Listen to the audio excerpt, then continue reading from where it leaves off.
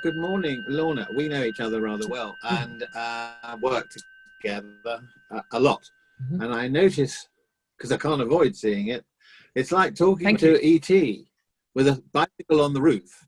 You know, that wonderful scene in the film. He cycles off into the Never Never Land. But that's it. Bicycle, to put them. Pool table. Yeah, well, it's called lateral thinking.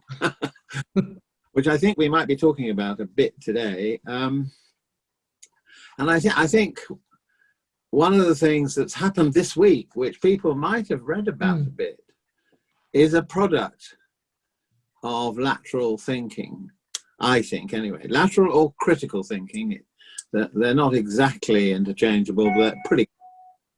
And I just want to say a word or two about it, and then you can talk about it, because I think you were a newcomer to it, although you heard about them. And that is, as lawyers, we are constantly battling against the lack of responsibility, accountability, truth, and a declining, almost bankrupt democracy. So that we're left holding what's left, if we can possibly resurrect all of those things and instill a bit of hope for people. And in a way, that's what the people's tribunals do. And people may have heard of them, they may not. It's been in the news this week because we were both engaged in the COVID People's Tribunal, set up, as many of these tribunals are, by voluntary campaigns and bodies of people in order to investigate what governments, international and national, are not doing. Mm-hmm. And of course, this government particularly hasn't yet determined whether it'll finally get round to an inquiry, by which time it'll be, well, it will never be too late, but we felt that it was necessary for people to have a voice now while it's going on, make a record of what is going wrong, and a lot has gone wrong and is still going wrong, and include the people in it. So they give evidence, they send in questions, and we come up with conclusions, and we've issued a report this week, which is headed Misconduct in Public Office, which has two meanings, as you know, the general sort of, vernacular one, and the legal one. And that has provoked considerable interest. Anyway, you were counsel for the inquiry. I was sitting in the judicial seat, podium, whatever. It was all online, but our press conference this week wasn't. I mean, how did you feel, sort of this new vehicle, animal, whatever it's called? I thought it was so important to create a sort of snapshot of the time that when the inquiry took place. So starting February 2021, while we were deep in lockdown, and then going through to June. And as you say, people's memories can fade, things can change, and there was a real risk, I thought, that if we have a judicial public inquiry further into 2022, 2023, then the things that happened that were really shocking and really appalling at the time can sort of fade from public consciousness.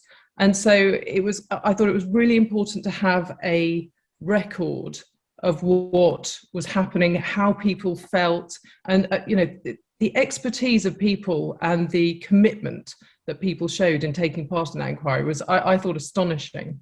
But hearing some really harrowing sort of frontline, just experiences, what it was like working in critical care in the NHS, and what it was like trying to advise behind the scenes, as well as the bereaved families. And it was just, it all really, it enables you to have a sort of holistic view of exactly what this pandemic has done in respect of this country and the repercussions that we're going to have thereafter. So I thought it was really important to be able to do that, particularly when the bereaved families and others have been pushing for this. And it's sort of nowhere in sight as yet, still, and we're, December 2021. Yeah, I mean, Boris promised, for what it's worth, which is not much, that he would be saying to the bereaved, at least, that he'll have found a judge. The fact is, he originally didn't want one. Then he was forced into saying, all right, well, I'll have one. Then he didn't do anything for 9 months. Then the bereaved came back and said, well, what's happening? He said, well, it's not right, it's not time yet. We're too busy actually dealing, or rather not dealing with the pandemic. And then along comes the Archbishop of Canterbury and a few other notables, and all right, if you insist. Well, I'll launch one next year in the spring, and I'll tell the bereaved this month who the judge is. Well, nothing has happened. We wrote to the Cabinet Office, nothing happened. And I think this is an example, well, it's twofold. One is it's role, and most people find, even those who support it or did support it, who find it's untenable, unacceptable. But it's also showing the public that there are alternative ways of looking at things, which is, of course, I suppose, the underlying thing we're talking about. There are sort of the alternative way of looking at this is that you get on with it, and it's a model of how to do a fast-track inquiry if you really want to do it, and get on with it and get support. And in a way, I'm afraid this dates me. I'm sort of rather old. But a book, we mentioned it the other week, it sort of came to my mind. Marshall Mcluhan, he's a Canadian theorist of the 1960s, 63, 64, when I was leaving university, wrote a number of books talking about the global village then, which of course has come to pass, no doubt, now. And also the other thing he was saying is that the medium is the message. And the medium is the message in the sense that if you're going to do something different, you've got to have a medium which is understood and actually conveys a message. And of course, this is a medium that's, i.e. a tribunal, with certain elements of due process. So you're endeavoring to be formalized. You're endeavoring to take it very seriously indeed, and treat everyone with respect, and so on. And so the medium of a judicial, even though it wasn't an official judicial inquiry, the medium had a message in the end. And that's why, and I know we were both quite keen that it should have this title, a legal title, Misconduct in Public Office, which is a little known offence, and hardly used, but it conjures up for people. So it's a sort of good example of what he was talking about, all those centuries ago. I did philosophy at university. I don't know whether I told you. Anyway, I did. And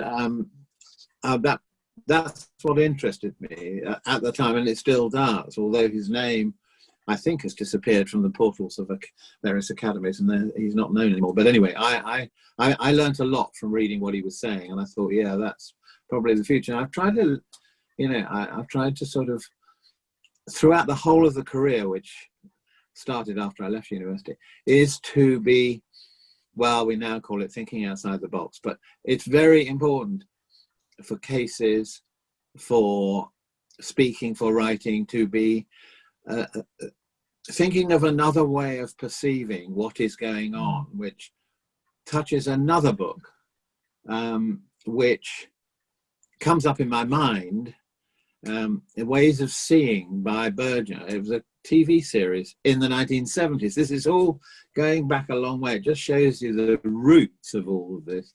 And that was about how you look at art and how art reflects at different levels, depending on the point at which you hit the painting. I always thought that was quite interesting as well, that you sort of look at the environment in a different way through a painting.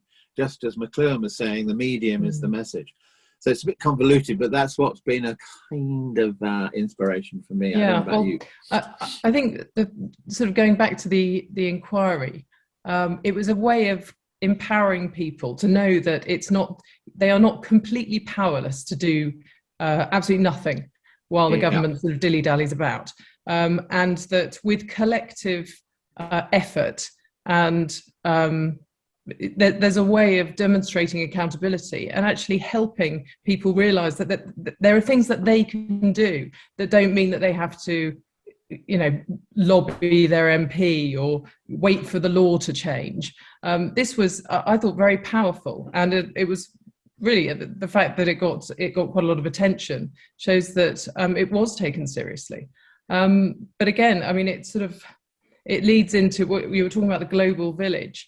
And the fact that we are all interconnected, and so why shouldn't ordinary people have a say? Why shouldn't their efforts be taken seriously, taken into account. It's not a them and us. It's a everybody should be able to have a voice. And I think, I mean, I watch the news. Maybe I shouldn't too much, but it transfers into the current situation of the pandemic itself. Never mind our inquiry. And this is a mode of thinking. I get really irritated by presenters and current affairs presenters and so on who just do not think beyond the end of their noses. So this applies to the immigrant situation as well. Migrant, I prefer to call it. I mean, on the COVID situation, you've got ministers, the MP for Stratford-on-Avon, near where I live. I mean, standing up in public and saying, we're going to be the first country that, you know, as it were, transitioned from pandemic into endemic. And this is all about territory. It's about, this is, you know, perfidious albion and the worst kind of protectionism. So the question isn't, how are we doing? How are we doing as a global village? And the fact is, you know, I have had the jabs and so on, but we are, you know, thinking about the third and fourth booster jabs when 2/3 of the world haven't even had the first. So there's no way in which we are going to be pandemic free, because there'll be another strain. As long as it can transmit, it'll transmute and so on. So it seemed to me that's a question that, you know, sometimes the presenters ask, but I thought the other occasion on which, you know, critical thinking, come on, guys, people going down in the channel, it's dreadful. Obviously it's dreadful. All they're thinking about is how do we stop them coming?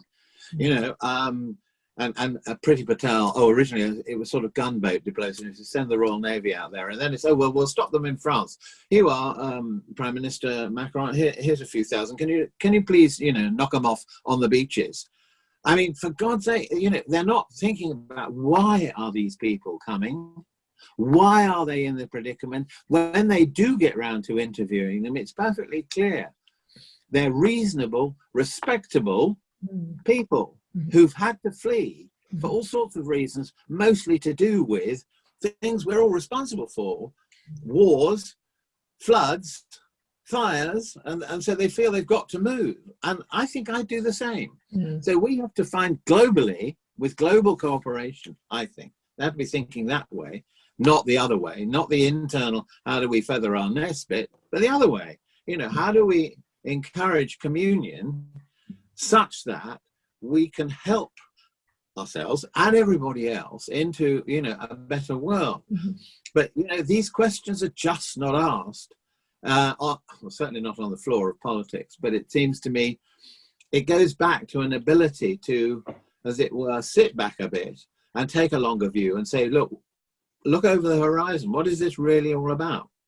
Well, exactly. And I think while we are living in a global village, but if you span out and out and out and out on Google Earth, we're all living on one planet. And actually, ultimately, if we only have one planet, then it's in our interests, A, to look after it, and B, to look after every single person on it, if we can, in the best of our ability. I think you mentioned the other week, you know, the astronaut, the woman, I think you looked that name up. I heard her on Radio 4. Yeah. Who'd gone up again recently and was talking. She's got a book called Earthrise, in which she describes looking down on the planet and realizing, as everybody does, well, those who do that are lucky enough to do that, that, you know, it's the minusculest pebble on the beach, but we should be viewing ourselves as crew members. I thought that was her analogy. So she was thinking of it a different way. We all have a responsibility as crew members for this little pebble that's floating around in the universe. And I think that that is a particularly important, you know, dimension, which you shouldn't have to go up in a spaceship in order to recognize the fragility.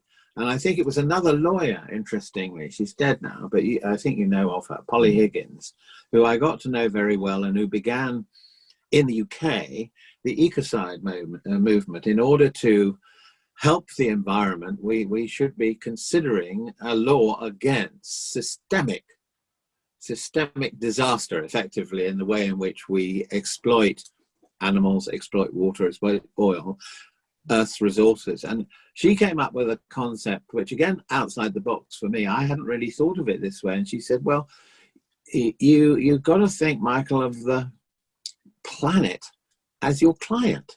You represent the planet. Stop thinking about representing individuals, which you do, or collective groups or whatever.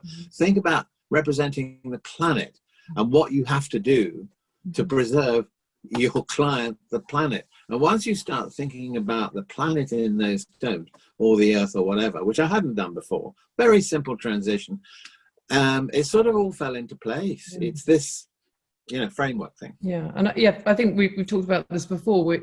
We are the sort of ephemeral custodians, aren't we? And that's all. And it's not simply right for us to live in this world of whatever's right in front of your face is all that matters, and out of sight, out of mind. We can know now, but what about future generations, and then the generations after that, and our great grandchildren? What's the planet going to be like for them, unless people stop thinking nationally? And that goes back, I think, to what you were saying about vaccine nationalism, because it's all well and good for countries to be trying to protect their own economies, but if you are suffering from repeated threats year after year from resurgence of COVID-19 and any other future pandemics. I mean, we could go into zoonotic diseases, couldn't we? And the risks of those, and antimicrobial resistance, for example. But so we're constantly under threat of global pandemics. And if we don't start thinking globally, rather than, oh, well, we're all right, you look after yourself, then what hope is there for the whole planet if we still think like that, even now? And I think, as you were saying that, I was just thinking, that's what's lacking, I think, not only in our profession, as you're a barrister as well, but you practice rather differently to me, but within the profession and within the judiciary, that the ability to make the connections, that they will focus so much on the detail of a piece of legislation or whatever, that actually the bigger picture, which is extremely important, actually they either don't consider, or they think in some way or another it's political, so they don't go there. And it's a question of trying to assimilate this and make them feel comfortable about dealing with these concepts. I mean, the other thing I'm thinking as you speak, and I think this is part of the project, I don't know, it is, how do we make this meaningful? And I have a model in mind, really. I think, what's it like? I thought about it during the COVID particularly, and obviously I'm representing families in the Grenfell inquiry. So I thought, what must it be like for a single parent who's living on probably benefits because there's no job, or they're furloughed if they're lucky, and they've got a 2-room flat in a block somewhere, so they don't have even possibly a balcony, never mind a garden. They've got maybe 3 kids, certainly 2, and a dog and all the rest, and they're all there. They're struggling to survive from one day to the next. Universal credit, well, we all know what's happening to that. And now the disabled are being hit as well. Goodness, what's next? So I think, how does a discussion like this impact them? And I also think of your work, because you do so much work for prisoners, and you did on Learning Together, that you'll have a take on how you make it relevant to people who are imprisoned, really. I think it's incumbent upon those who are able to help people in those situations to empower them to be able to think more critically when they have the ability to do so. Because of course, while you have to feed your children, you have to pay the rent, you have to, and for offenders, they have to focus on trying to get out of prison if that's at all possible, which means in quite a lot of cases that they need to prove to the parole board that they're no longer a risk to the public, certainly for lifers and extended determinate sentence prisoners and the like. So I think it's incumbent upon people who have the positions, like me, to be able to say to people, look, that there is more than just this. And it is worth thinking, not just of the immediacy of tomorrow, but also of next week, next year. I've said to quite a lot of my clients, if I sit down and meet them for the first time, what's the plan? What do you want to do when you get out? Tell me, you know, what's your life going to look like? Who are you going to live with? Do you want a family? You know, who do you want to spend time with? What do you want to do? Where do you want to live? Because it enables them to start thinking outside of the four walls that they're in. And some people might think it's a bit silly, but I find that it actually works, because it's very difficult once you're incarcerated to actually think anything beyond those walls, because you are, and also on a much more local level, you are stuck inside your head a lot of the time, because particularly over the last 18 months to 2 years, people are 23 and a half hours behind their door every day. So I think, you know, if you have a position where you are fortunate enough to be able to work with people like that, I do view myself as fortunate, then it's incumbent upon you to try and get them to think differently. I mean, I don't think they could have done it through COP26, but what impressed me about COP26 wasn't, you know, the politicians as usual pontificating and posturing most of the time and making promises about the money they're going to give, but they haven't even delivered the last lot of money from the Paris summit. So I don't go by promises by politicians ever.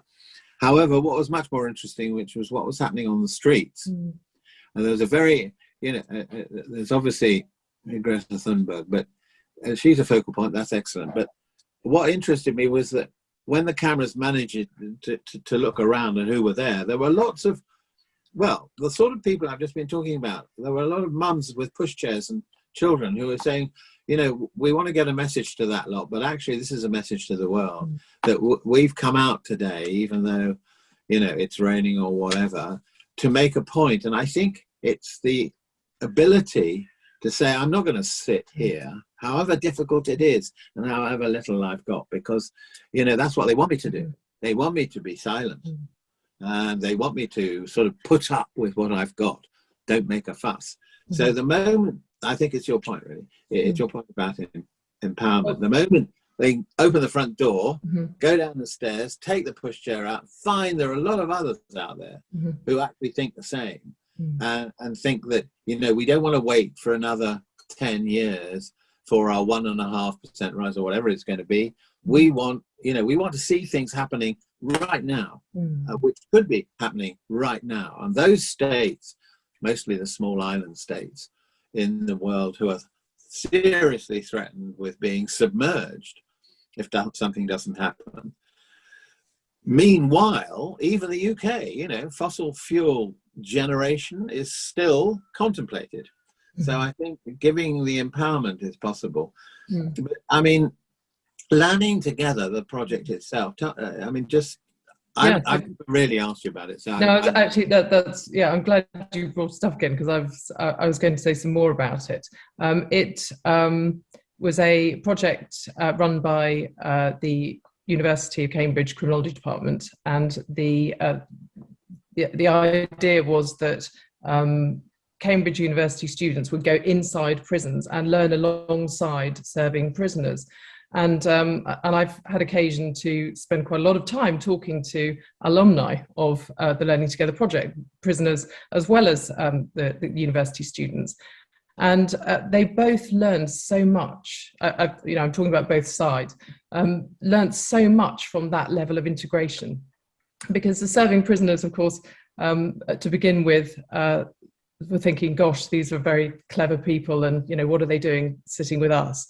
But the sort of coagulation of ideas and exchange of views really opened the eyes of all, and showed, well, firstly, the compassion that you can demonstrate by going in and showing people who might not otherwise ever have the opportunity to receive that kind of education, that they can change, that they are worthy of an education, that it is empowering for them, and really ultimately it gives them confidence to be able to move on from the life which they previously had before they went to prison. So remarkable changes, remarkable stories that came out of the Learning Together project, and the real sort of sense of community afterwards. And you can see that, you know, now on social media, there's still a group of people who all support each other, and the foundation of that was compassion, and wanting to provide high quality education to those who would otherwise not be able to access it, which is, education should be for all. And it was remarkable, the change that it made to people. I mean, I'm part of a generation who had free education. So did I. And so, along with the NHS and everything else that's going down the chute, it's all been undermined. It's all being privatized, actually. But just to come back to something you've just said, compassion. Because when you spoke at the press conference a few days ago now on the COVID tribunal, at the very end, that's something you said, and I think it touched a lot of people. You were talking about there's an absence of leadership with compassion. And so I take it's the same concept you've just been talking about. I mean, I just think that if you can demonstrate or feel compassion in everything that you do, you can't go far wrong. I mean, there are boundaries, of course, but if you can start with compassion for all other living beings on a sort of cellular level, but actually all other humans. And learning together had that in absolute spades. It was brilliant for that. But similarly, and I think what you're talking about is at the press conference where I talked about there being a complete absence of compassion for in leadership in this country, which sort of facilitated the awful stories of people who really gave their all and continue to do so day to day. Key workers, NHS staff, social care workers, people serving the vulnerable in community, as well as, all the essential services, transport, essential shops, etc. And they were really putting themselves at risk and continue to do so during this pandemic every single day.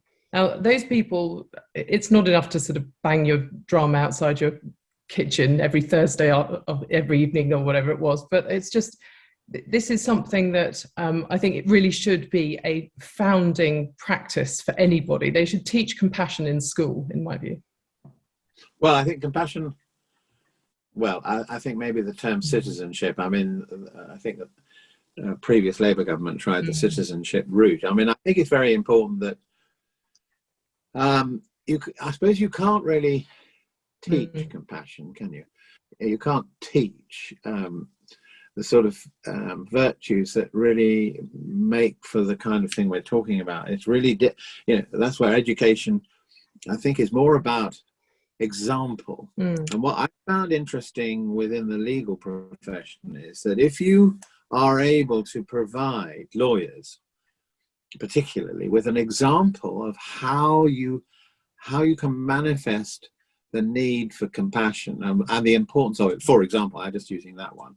Or empowerment is the one I tend to use a lot.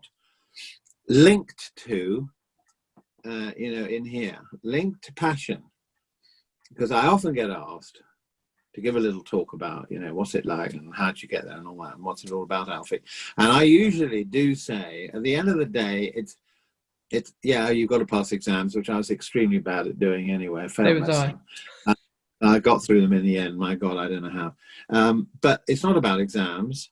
And it actually isn't about money either, because I didn't have any at the beginning and I had to trawl the streets, try and find enough to get me through with my first child and all the rest of it. It was a really difficult time. It's more about, that you really have the passion in here because you feel that this is what you want to do. You feel that there are people who need to have a voice, to have an articulation of what it is that's troubling them, that's getting before the courts.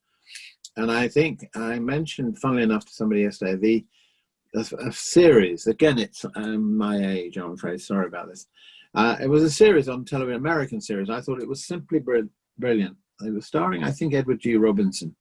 And it was it's called The Defenders. And the BBC tried to resurrect it, and use some of my work for that, but I didn't think it worked quite as well. But what they did was, I think it was a father and son legal firm in the States taking on whatever came through the door. And you saw them actually each week fighting like mad to get something done and sorted for the person. And what was interesting was, you wouldn't think that the Americans would do this, that the majority of them, they failed in court. In other words, you go, oh, well, I don't want to do that. It had the opposite effect on me. I thought, yeah, that's it. I can afford to fail in court, but be very successful out of court. But it was the effect, as it was dramatized, obviously, but they were real cases. The effect on the people who realized they're not alone. Somebody cares enough to speak. Secondly, they speak in a way that they think, yeah, he understands what I'm talking about. She understands what you're talking about. And three, it's made a difference. You may not have got acquitted, won the civil action, whatever, but you feel a sense of belonging and satisfaction, which at the moment we have created a society in which people feel they don't belong and they don't have the connection. The connectivity is gone. The collectivity is gone because people get isolated either by COVID or by the economics of where they live or by the screens we live in, and which we're doing at the moment. I mean, how much better this would be, I think, if I was sitting in your garage or whatever, or whatever it is. Yeah. Or I can bring I've got a drum kit just over there. I could bring the drum kit along. Oh, yes, I brought a little refreshment. So will you excuse me while now you're going to say, I thought we won't, well, it's not, don't worry. It's no alcohol. So I thought I could get it. No, I'm just going to say it's talking about feelings, which lawyers are not very good at doing. It's taken me a while to get used to being able to just say it as it is, kind of thing. And I hope you do connect with somebody, and then people appreciate what you're doing, I think. Mm-hmm. Well, yeah, and I suppose talking about core values and citizenship. Well, yeah, I mean, we're really talking about, as well as compassion, we're talking about commitment and kindness, aren't we? So to be a good citizen, you have to be kind. You have to demonstrate that you are able to be compassionate towards people in whatever circumstances they are. And I have to say, one of the complete opposites that we have right now in this country is the hostile environment, isn't it? Yes, yeah, absolutely. Theresa May and all that. There is a hostile environment, and that shows in our attitude to those who cross the channel, and our attitude to what we do with them when they do get across, and the whole Nathan Barracks thing where they were put up in atrocious conditions. But I'm going to be the devil's advocate, which everybody thinks I am anyway. So with you for a moment, because it's something that I do still find difficult to deal with, but I've got a way, but you probably can do it better. So if we are going to have compassion, which I agree with, and if we're going to treat people with respect, what about the serial rapist? What about the child molester, abuser, murderer? What about the terrorist on London Bridge? How do you, because people will say, what are you doing? Having anything to do with them? They deserve to be, locked up and you throw away the key, or bring back capital punishment, have them all hung. No room for compassion there. That's what well, I don't think the public thinks that, but there are people who think that. Yeah, and I think that if somebody poses a risk to society, then and they have been lawfully taken through the justice system and imprisoned, then that's where they should stay. I mean, that's not to say that I haven't witnessed terrible miscarriages of justice, which is why I'm a firm advocate of not bringing back capital punishment, because one death as a result of that is a tragedy, as we were talking about earlier this week. But I think that in terms, we have a system of imprisonment. There's a lot I could say about it, but that the parole board, for some of its faults, does tend to work. It is very risk averse, though. And there are certain people who should be out of prison who are not. But I have to say that the test for release does tend to be it does tend to work on quite a lot of occasions. So it is unlikely that you will get released if you don't demonstrate to the parole board that you no longer pose a risk. Now, I have one caveat, which is the imprisonment for public protection regime, which of course has been abolished for nearly a decade now.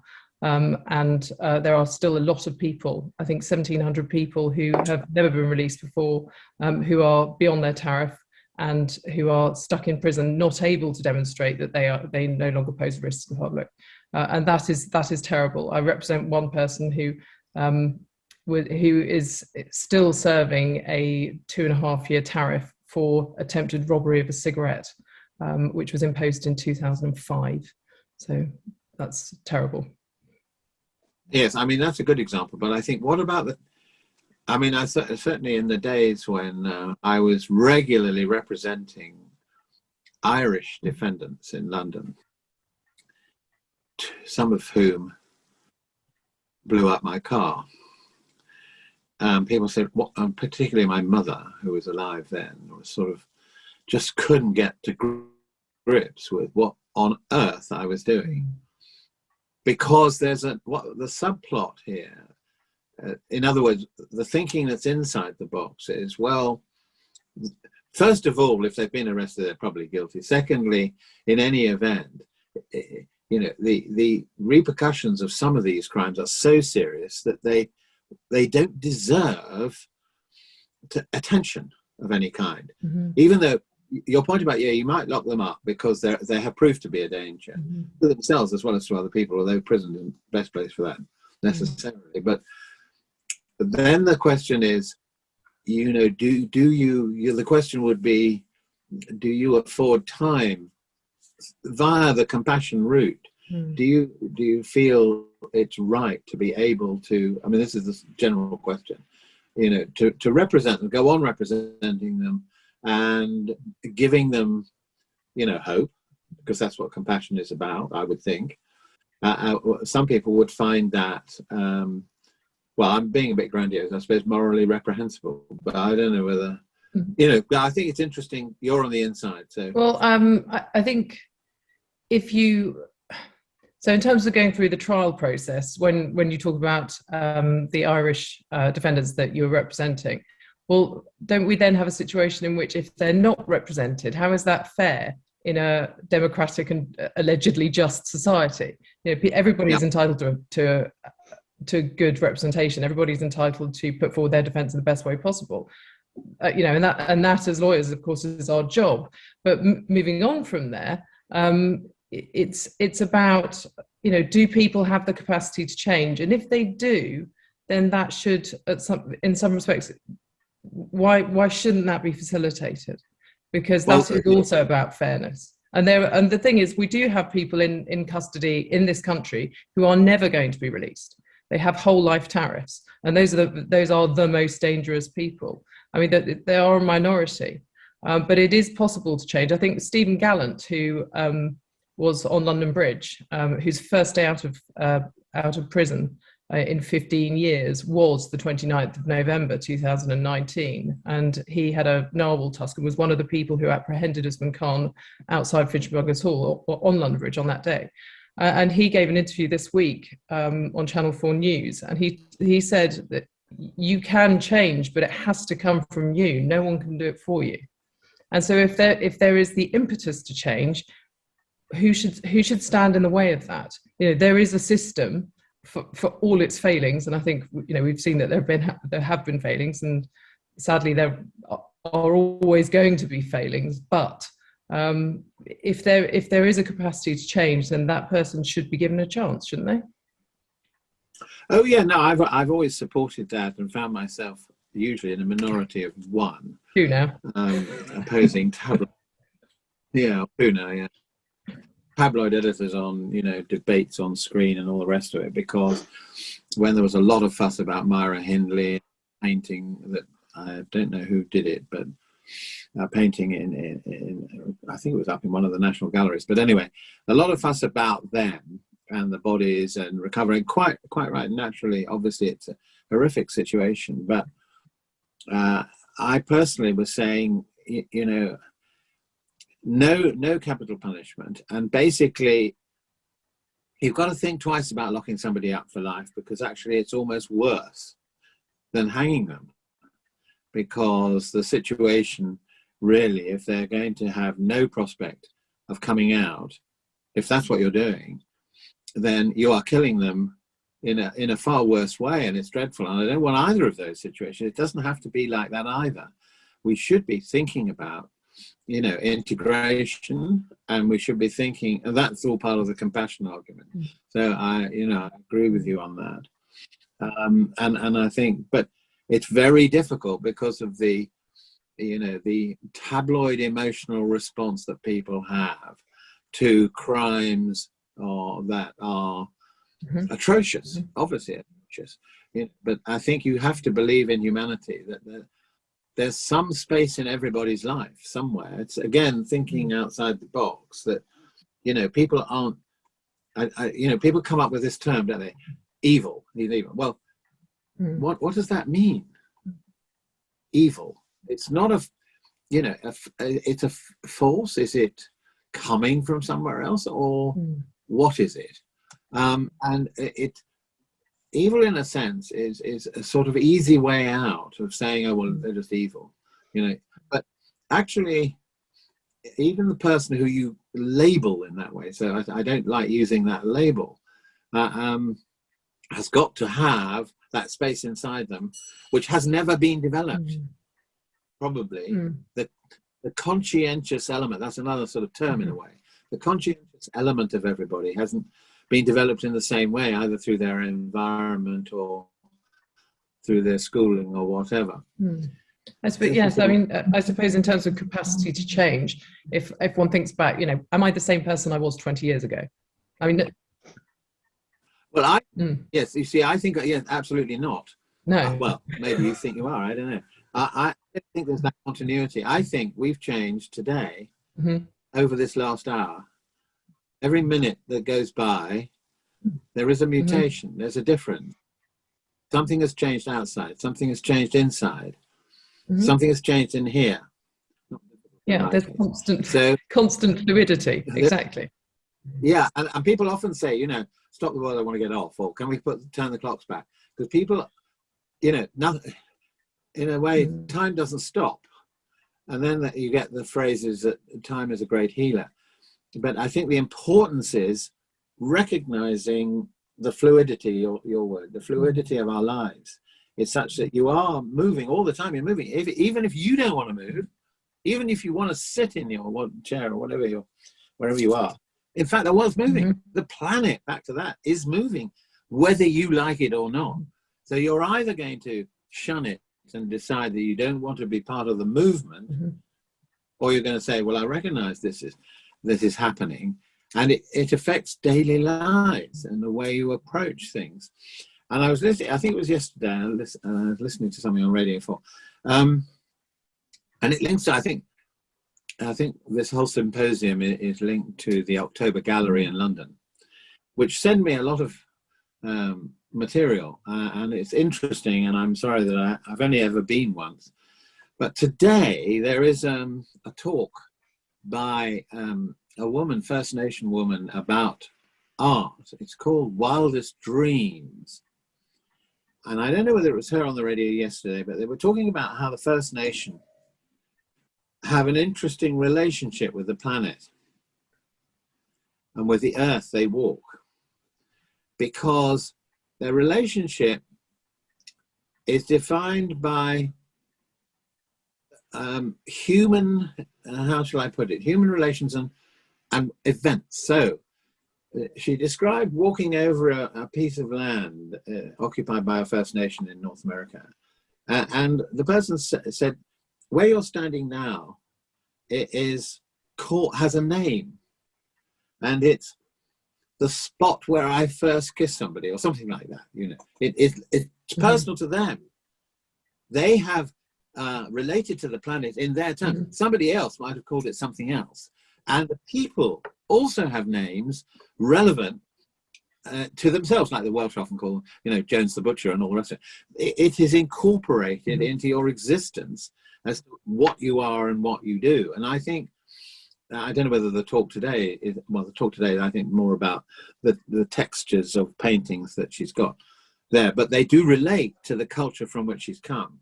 which in turn comes from the planet on which we exist. So when people, because we run a charity, as you know, and you're involved in it, SOS, Silence of Suicide, and people are really often very despondent and very alone and feel very isolated.